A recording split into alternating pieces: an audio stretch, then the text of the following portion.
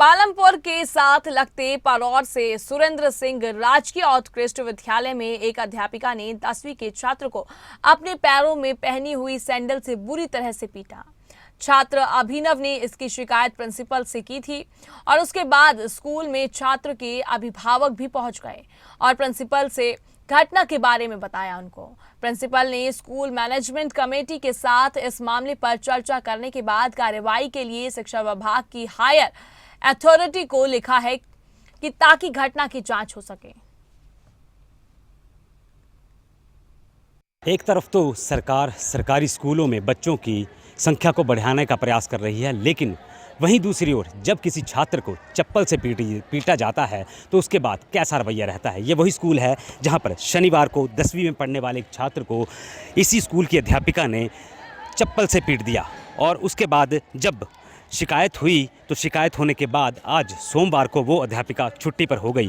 Principal के पास अभिभावक पहुंचे हैं। अभिभावकों का कहना है कि उनके बेटे के साथ जो हुआ है वो किसी अन्य बेटे के साथ ना हो। हालांकि अब आगामी कार्रवाई जो है वो अमल में लाई जा रही है और कहा जा रहा है कि हायर अथॉरिटी को इस मामले में जांच के आदेश दे दिए हैं कि अब हायर अथॉरिटी ही इस पर पूरा संज्ञान लेगी कि आखिर क्या करना है, किस तरह की कार्रवाई होनी चाहिए। लेकिन किसी छात्र को अपने ही पैरों में पहनी हुई चप्पल से पीटना कहाँ का न्याय है। और आपको बता दें ये मामला पालमपुर के परोर गांव का है। परोर का ये स्कूल है जहां पर उस छात्र को पीटा गया और उसके बाद आज वो अध्यापिका मेडिकल का बहाना बना करके छुट्टी लेकर घर बैठ गई हैं और साथ ही कहती हुई नजर आई हैं कि उनकी तबीयत ठीक नहीं है।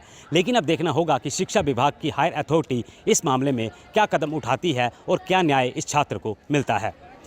परोर से कैमरामैन राजकुमार कौंडल के साथ मनोज धीमान। स्कूल में से शनिवार को मैडम ने मेरे लड़के को चप्पल से पीटा है और इतनी बुरी तरह से पीटा कि उसका कोई कांड भी होना चाहिए। हम स्कूल में आए थे, मैडम से बात हुई प्रिंसिपल मैम से, उन्होंने बोला कि चप्पल से पीटा है। लेकिन वो मैडम जिसके विरुद्ध हमने कंप्लेंट की है वो स्कूल नहीं आई है। उसने मेडिकल में मैसेज डाल दिया मैडम को मैं नहीं आ रही हूँ। तो अब आए थे मैडम के पास, अभी इन्होंने हमारी कंप्लेंट दर्ज कर ली है और देखते आगे क्या कार्रवाई होती है। आप क्या कार्रवाई चाहते हैं? हम तो ये चाहते हैं जो कानूनी कार्रवाई बनती है वो होनी चाहिए, ज़रूरी है, ताकि नेक्स्ट टाइम अगले किसी बच्चे को ऐसा नहीं, उसके साथ ऐसा ना हो। सुनने में आ रहा है कि मैडम डिप्रेशन में रहती है। हमने भी सुना मैडम डिप्रेशन में, और वो दवाई नहीं खाई 4-5 दिन से। तो अगर डिप्रेशन में तो फिर वो उनको पेरेंट्स को उनको घर रखना चाहिए। क्यों स्कूल भेज रहे हैं ऐसे, तो बच्चों के साथ ऐसा करेंगे तो फिर मुश्किल हो जाएगा। और जो कार्रवाई स्कूल प्रबंधन करेगा और एजुकेशन बोर्ड वाले करेंगे उससे हम उचित न्याय लेंगे। मैडम ही मेरे पास शिकायत लेके आई थी कि बच्चे मेरा कहानी मान रहे हैं। तो फिर मैं गई तो फिर बच्चों से पता चला कि चप्पल से मैडम ने पिटाई की है। और इसके रिगार्डिंग फिर जैसे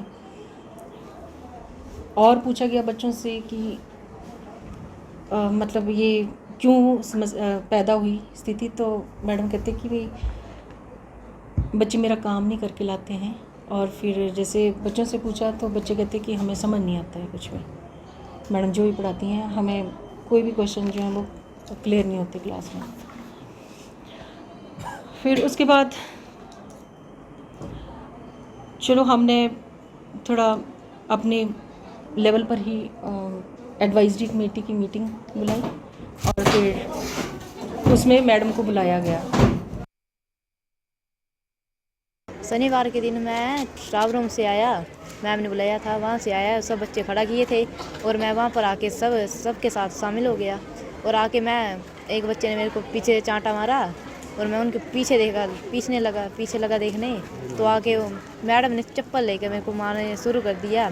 चप्पल से मारा, मुक्के से मारा और पेन में चुभाए मेरे को। तो बस इतना ही। आपने तो नहीं बोला था मैडम को कुछ? मैं मैडम को कुछ नहीं बोला था।